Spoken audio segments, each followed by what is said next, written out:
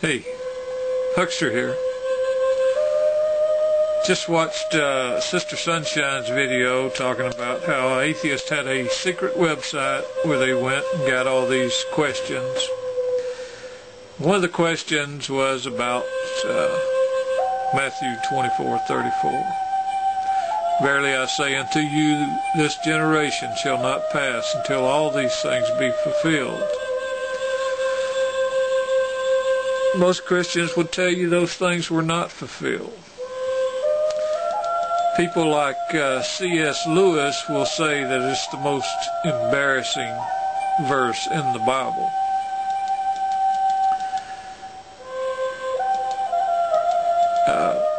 John Calvin said, this prophecy does not relate to evils that are distant and which posterity will see after the lapse of many centuries, but which are now hanging over you and ready to fall in one mass, so that there is no part of it which the present generation will not experience.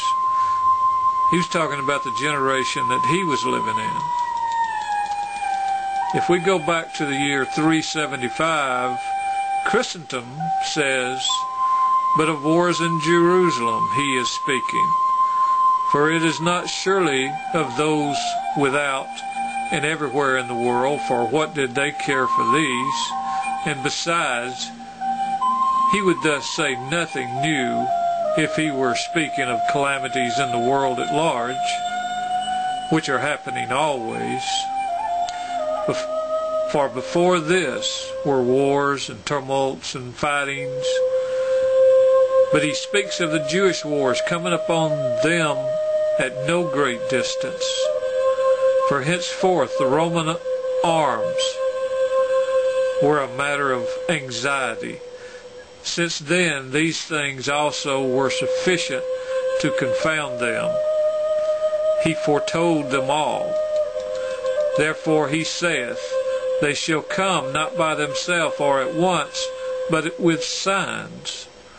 For that the Jews may not say that they who then believed were the authors of these evils, therefore hath he told them also of the cause of their coming upon them. For verily I say unto you, he said before, all these things shall come upon this generation, having made mention of the stain of blood on them. Clement of Alexandria said, but our Master did not prophesy after this fashion, but as I have already said, being a prophet, by an inborn and ever-flowing Spirit, and knowing all things at all times, he confidently set forth plainly, as I said before, suffering, places, appointed times, manners, limits, according, therefore, prophesying concerning the temple, he said, see ye these buildings? Verily I say unto you, there shall not be left here one stone upon another, which shall not be taken away. And this generation shall not pass until the destruction begin. And in like manner, he spoke in plain words the things that were straightway to happen, which we can now see with our eyes, in order that the accomplishment might be among those to whom the word was spoken. Eusebius in the year 325 said, and when those that believed in Christ had come thither from Jerusalem, then, as if the royal city of the Jews and the whole land of Judea were entirely destitute of holy men, the judgment of God at length overtook those who had committed such outrageous acts against Christ and his apostles, and totally destroyed that generation of impious men.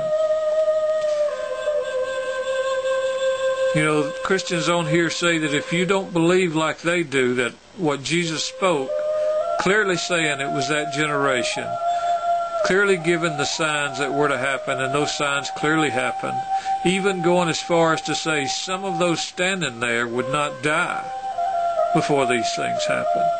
But Christians today want to say, if you don't believe what they believe, that it's all future, and that Jesus was talking about something in the future, even though his plain words was saying that it was within that generation,